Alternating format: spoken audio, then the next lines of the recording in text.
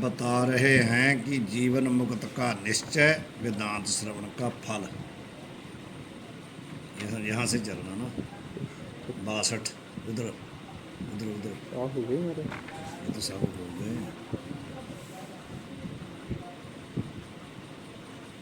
यहाँ तक हो गया था ना आत्मा सदा ही नित्य मुक्त है, ताका ब्रह्म से कदे भी भेद नहीं। हाँ जी। अब बता रहे हैं भी जीवन मुक्त का निश्चय क्या होता है। जीवन मुक्त जो महात्मा है वो क्या उसका निश्चय है, किस चीज़ को निश्चय करके बैठता है, उसको तब जीवन मुक्त कहते हैं। और वेदांत श्रवण का फल क्या है। जो ऐसे कहें आत्मा सदा ही नित्य मुक्त ब्रह्म स्वरूप होवे तो श्रवणात्मक ज्ञान के साधन निष्फल होंगे। कहते हैं आपने ये कह दिया भी आत्मा नित्य सदा ही मुक्त है, तो यदि आत्मा नित्य मुक्ति ही है तो फिर वेदांत श्रवण किस लिए करना। ठीक है। वेदांत तो इसलिए श्रवण करना कि हमारे को आत्मा का बोध हो जाए, जो भ्रांति हट जाए। तो जब भ्रांति है ही नहीं तो फिर ये श्रवणार्थ के साधन निष्फल हो जाएंगे। इंदव छंद नाही ख पुष्प समान प्रपंच तू ईस कहा करता जो कहा वह सच नहीं इम साक्षी स्वरूप न दृक्ष नहीं दृक् का ही जनावे बंधु होई तो मोक्ष बने अरु होए अज्ञान तो ज्ञान नसावे जानी जही कर्तव्य तजय सब निश्चल होत ही निश्चल पावे।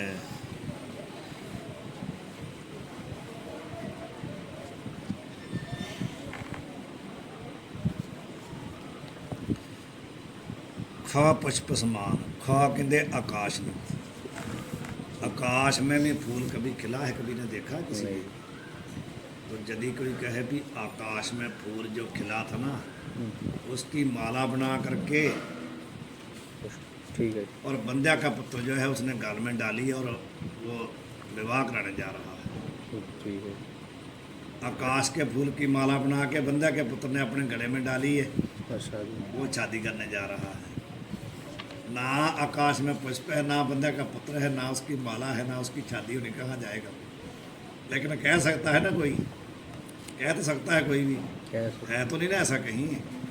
कहते हैं खा पुष्प समान प्रपंच तू नहीं, जैसे आकाश का पुष्प नहीं ना होता उसके समान प्रपंच है ही नहीं। समझ गए। ईश कहाँ करता जो कहाव है, यदि प्रपंच ही नहीं है तो ईश्वर उसका कर्ता कहाँ से आएगा भाई। जब आकाश के फूल के समान प्रपंच कभी हुआ ही नहीं तो कर्ता कहाँ से आ गया ईश्वर। हो ही नहीं सकता कर्ता। यदि कोई वस्तु हो तो उसका कोई कर्ता भी हो। जब है ही नहीं प्रपंच तो ईश का उसका कर्ता कैसे बनेगा। साक्ष नहीं एम साक्षी रूप, जब कोई साक्षी नहीं है, साक्ष्य ही नहीं तो साक्षी कहाँ से आ गया। भाव जब कोई दृश्य नहीं है तो दृष्टा कहाँ से आएगा भाई। साक्ष्य होता है पदार्थ जिसको देखा जाता है, साक्षी होता है देखने वाला। जब कोई साक्ष्य ही नहीं है तो साक्षी कहाँ आ गया। दृश्य नहीं दृक् काहीं जनावे, जब दृश्य नहीं है तो दृष्टा कहाँ से आएगा।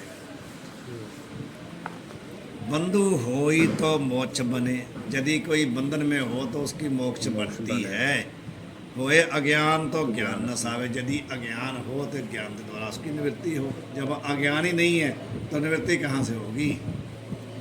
यानी जही कर्तव्य तजय सब, यदि ऐसा कर्तव्य कोई समझे कि मेरे को ज्ञान की निवृत्ति करनी है, मेरे को साक्षी बनना, जब कुछ कर्तव्य है ही नहीं तो करेगा कहाँ से। निश्चल होत ही निश्चल पावे। अब कहते हैं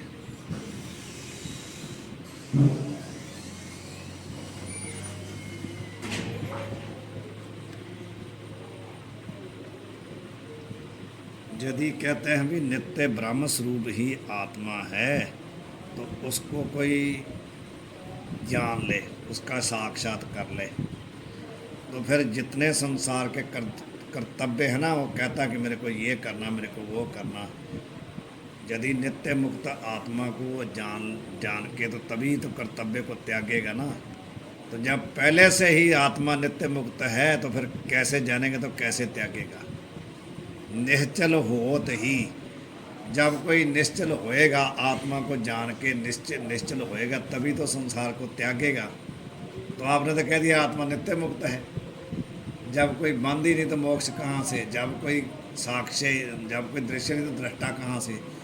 भाव आत्मा को जान के कोई निश्चित हो तो फिर वो संसार का कर्तव्य त्याग के जान ही यही ये जान ले कि आत्मा निश्चल है, कभी डलायमान नहीं होता, नित्य मुक्त है। तो निश्चल पावे उस आत्मा को प्राप्त करके तो कर्तव्य तजय, सब जितने कर्तव्य है कोई छाड़ दे। तो जब पहले से ही आप कहते हैं नित्य मुक्त है तो कौन क्या करेगा? कुछ नहीं करेगा, सब साधन निष्फल हो जाएंगे। सिर्फ छोड़ना ही है, कुछ नहीं करना, बस छोड़ना ही है। तुम्हें नहीं, जीवन मुक्त तो भी- है ही है। छोड़ना भी कुछ नहीं है, समझना है। छोड़ना नहीं कुछ भी, समझना। छोड़ना कुछ भी नहीं है, सब कुछ करते ही रहना है। अच्छा, छोड़ना कुछ नहीं है, ना रोटी खानी छोड़नी, ना स्नान करना छोड़ना है, ना ही पढ़ाना छोड़ना, ना ही पढ़ना छोड़ना, कुछ नहीं छोड़ना। समझ लेना बस कि ये व्यवहार है। व्यवहार। बस निश्चय करना भी ये जो मैं कर रहा हूँ ये क्या है और मैं क्या हूँ, दो चीज़ों को निश्चय करना, छोड़ना कुछ भी नहीं है। ठीक है। यहाँ बैठा वहीं मुक्त हो जाएगा। जो करता हुआ जहाँ जिस देश में जिस काल में यहाँ पर है, भले वो चंडाल के घर में क्यों ना बैठा हो, भले वो वेश्वा के घर में क्यों ना बैठा हो, निश्चय हो जाए उसको तो ये व्यवहार है, मैं व्यवहार के साथ मेरा कोई संबंध नहीं, वहीं मुक्त है।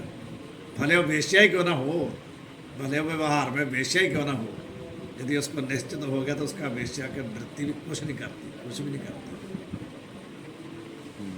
गणका को क्या हुआ? यही तो हुआ, और क्या हुआ? वेश्या ही तो थी वो, निश्चय हो गया उसको बस, तो मुक्त हुई कि नहीं हुई? निश्चय करना है बस, व्यवहार का कोई मतलब नहीं है। जैसे अवस्था में ज्ञान हो गया वहीं मुक्त हो जाएगा। अब कहते हैं टीका में, जीवन मुक्त विद्वान की दृष्टि में अज्ञान और ताका कार्य तुच्छ है, तुच्छ भाव है ही नहीं। सो जीवन मुक्त का निश्चय बतावे है। जीवन मुक्त का जो निश्चय है वो ये बात बताता है, उससे पता लगता है कि ऐछिस जह प्रपंच खाप समान कहिए, आकाश के फूल की न्यायी होने तय है नहीं। यहाँ ते ताका करता ईश्वर भी नहीं है। जब कोई वस्तु ही नहीं तो करता ईश्वर किसका बनेगा? प्राप्त जन जानी जय, जानते स्वामी। जब कोई जन होगा तो प्रभु उसका स्वामी बनेगा ना, मालिक। कोई भी दास है तो उसका कोई मालिक होगा। जब दास ही नहीं तो मालिक कहाँ से आएगा? पर वो है ना महाराज, नहीं ना है, ये तो बात है, तो हम ही ने समझ रखा ना, वास्तव में यही तो समझना है नहीं है, हमने समझ रखा है ना। हम दास बने हुए इसलिए हम स्वामी किसी को मानते हैं। जब हमारा दासा भाव खत्म हो जाएगा तो स्वामी कहाँ से आएगा? जब हम दास ही नहीं तो स्वामी कहाँ से आया? हम प्रकट कर रहे हैं भाई आप हमारे मालिक हो। रविदास कहते हैं मैं पापी हूँ इसलिए तेरा नाम पावन है। पतित पावन तेरे को ता कहते मैं पापी हूँ। यदि मैं पापी ना तो तेरे को पतित पावन कहता कौन? मेरे करके तेरा नाम बड़ा है ना। यदि मैं ना होता पापी तो तेरे को कहता ही कौन कि तुम पतित पावन हो? मेरे करके तुम्हारा नाम बड़ा है। जो पे हम ना पाप करंता कहे अनंता, पतित पावन नाम कैसे होता? तेरे को कौन कहता कि तुम पतित पावन हो? मेरे करके तेरे को कहते हैं। बात वही है। साक्षी का विषय अज्ञान आदि के साक्ष्य कहिए है। साक्ष्य किसको कहते हैं? जो साक्षी का विषय होता है। साक्षी का जो विषय होता है वो क्या है? अज्ञान है, अज्ञान का कार्य है, उसको बोलते हैं साक्ष्य। कोर्ट में आप जाएंगे ना, कोर्ट में तो जब कोर्ट का फैसला होता है ना एक के पक्ष में, जज क्या कहता है? कहता है आप साक्ष्य नहीं पेश कर सके, डॉक्यूमेंट, आजकल की भाषा में डॉक्यूमेंट।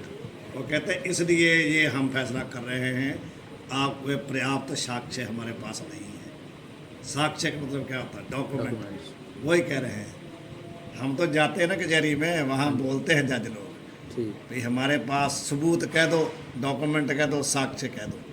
पंजाबी में सबूत है और संस्कृत में साक्ष्य है और अंग्रेजी में डॉक्यूमेंट है। कहते हैं पर्याप्त सबूत ना होने से ये फैसला इनके पक्ष में किया जाता है। विरोधी पक्ष के साक्ष्य पूरे ना होने से विरोधियों ने इनके ऊपर दोष तो लगाया है लेकिन साक्ष्य नहीं पेश कर सके, इसलिए इनके पक्ष में फैसला होता है। वही कहते हैं साक्षी का विषय अज्ञानादक साक्ष्य कहिए है, स्व साक्ष्य नहीं, वो यहाँ पर है ही नहीं। तो जहाँ तक साक्षी भी नहीं, जब साक्ष्य नहीं है तो साक्षी कहाँ से आएगा। साक्षी कहता है ना मैंने इनको देखा है, जी मेरे पास सबूत है, मेरे पास साक्ष्य है, मैं आपको बताता हूँ। ठीक। साक्षी तो यही कहता है ना, कहते हैं आप साक्षी हो तो आपके पास साक्ष्य कहाँ है, बताइए आप सबूत कहाँ है। तैसे दृश्य का प्रकाशक दृक् कहिए है, जो दृश्य को प्रकाशित करता है उसको क्या कहते हैं, दृक्। दृक् का मतलब दृष्टा। और प्रकाशने योग्य देह आदि क्या है, दृश्य।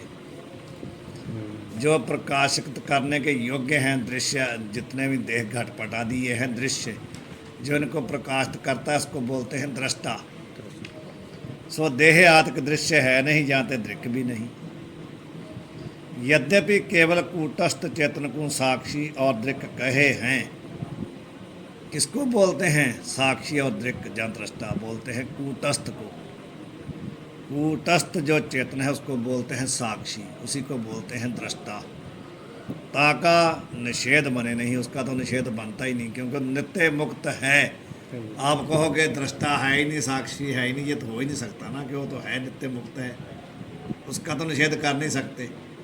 तथापि साक्ष्य की अपेक्षा ते साक्षी नाम और दृश्य की अपेक्षा ते दृक् नाम है। भले उसका निषेध हम कर नहीं सकते, लेकिन उसका नाम ही साक्षी का पड़ा है। जब कोई साक्ष्य है उसको दृष्टा कहते कब है, जब कोई दृश्य है। इसलिए दृष्टा दृश्य की अपेक्षा, साक्ष्य की अपेक्षा उसको साक्षी जहाँ दृष्टा कहते हैं। तो जब दृश्य का खंडन हो गया तो दृष्टा का खंडन हो ही जाएगा। भले वास्तव में उसका हम खंडन कर नहीं सकते, व्यवहार में दृश्य है, व्यवहार में दृष्टा है। हम व्यवहार का खंडन कर रहे हैं, वास्तविक उसका खंडन हम कर नहीं सकते।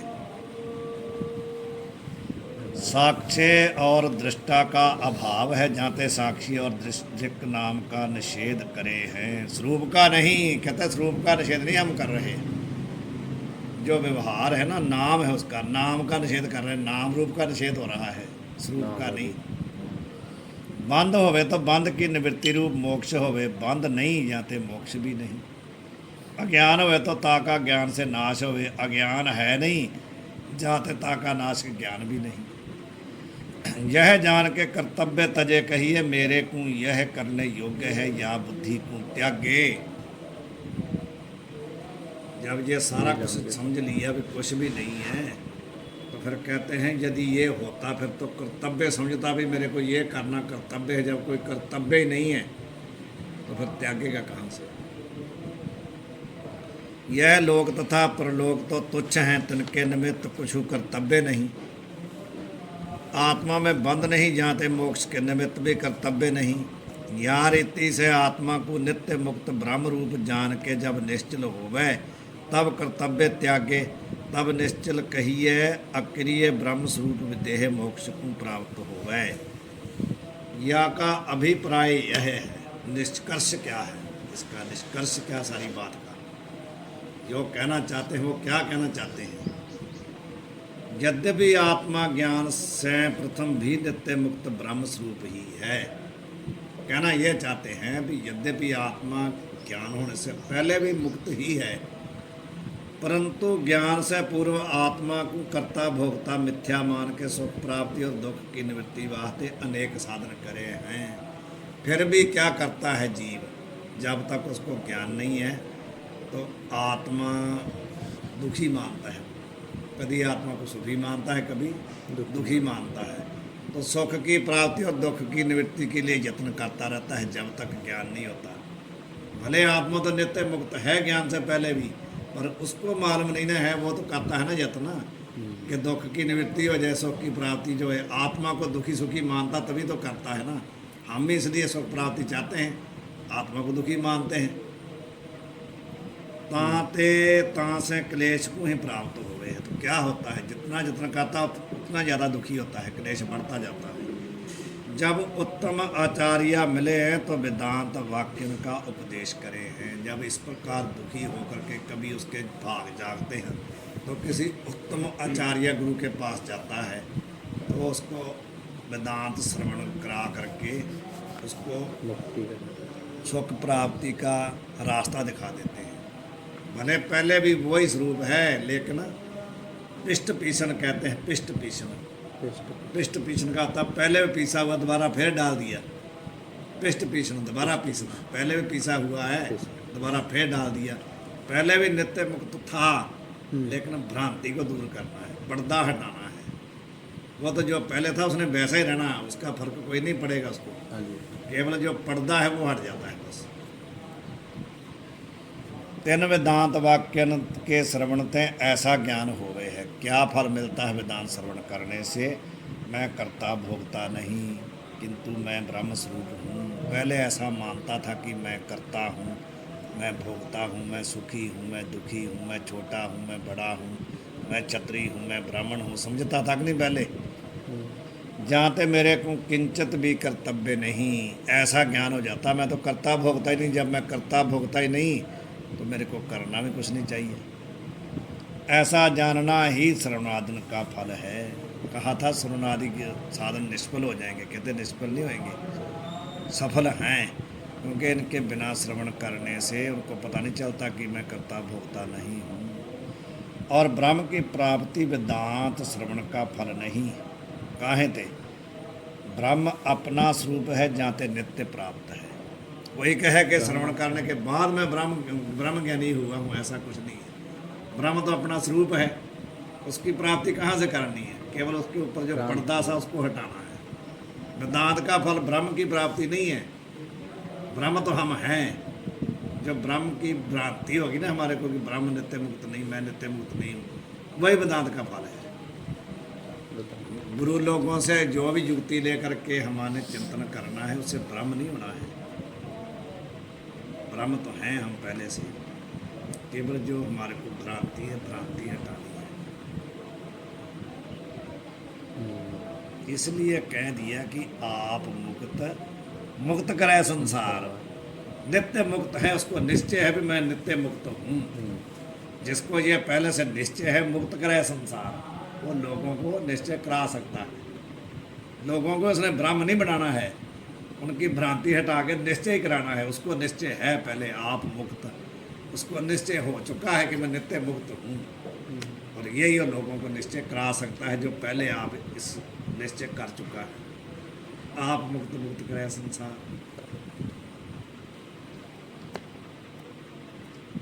और पढ़ेंगे, बस करें। आप दोहरे तक पढ़ लेंगे। ज्ञानी और अज्ञानी का चिन्ह क्या है? किसको ज्ञानी कहते हैं, किसको अज्ञानी कहते हैं? अकर्तव्य और कर्तव्य दो है। यही चिन्ह अज्ञान को जो माने कर्तव्य। अज्ञान का चिन्ह क्या है? जो ऐसा मानता है कि मेरे को ये करने योग्य है, वो ही अज्ञानी है। जो कहता है कि संसार में मेरे कुछ करना चाहिए, वो अज्ञानी है। जो ऐसा कहता है ना कि मेरे को पढ़ना चाहिए, पढ़ाना चाहिए, और वहाँ जाना चाहिए, जहाँ जाना चाहिए, जहाँ नहीं बैठना चाहिए वहाँ बैठना चाहिए, हो गया, ये मर्यादा होनी चाहिए, ये नहीं होनी चाहिए, ये सब अज्ञान का ही चिन्ह है। ठीक है। जो हमारे को कर्तव्य कोई भी है वो मानो अज्ञान है, अज्ञान का चिन्ह है। जब हम मानते हैं भी यहाँ ऐसा नहीं होना चाहिए था, ऐसा हो गया, ऐसा करने से अपमान होता है, ऐसा करने से सम्मान होता है, ये सब कर्तव्य ही तो हैं। ये अज्ञान का चिन्ह है।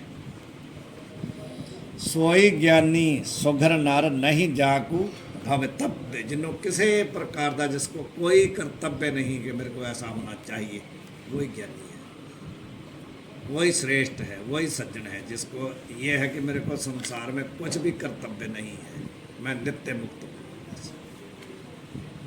जो हो रहा है वो प्रारब्ध से हो रहा है, मैं कुछ नहीं करता। प्रारब्ध कर रही है, मैं नहीं करता हूँ। जो मेरा शरीर की प्रारब्ध है ना, उसके अनुसार मेरे को मिल रहा है, उसके अनुसार ही मेरे से नाश होगा। कुछ नहीं उसको कर्तव्य रहता। वो क्या है? ज्ञानी। वाहिगुरु जी का खालसा, वाहिगुरु। भय काहू को देत नह भय मानत आन, कहो नानक सुने रे मना, ज्ञानी ताहे बखान। वही बात है। वहाँ भी ऐसा ही है। भय किसको होता है? भय होता कैसे? भय का कारण क्या है? ये कोई पूछे भी भय कैसे होता है, तो क्या बताएंगे? भय का क्या कारण है, किसी को भय हुआ, बंद कर दो, कोई बात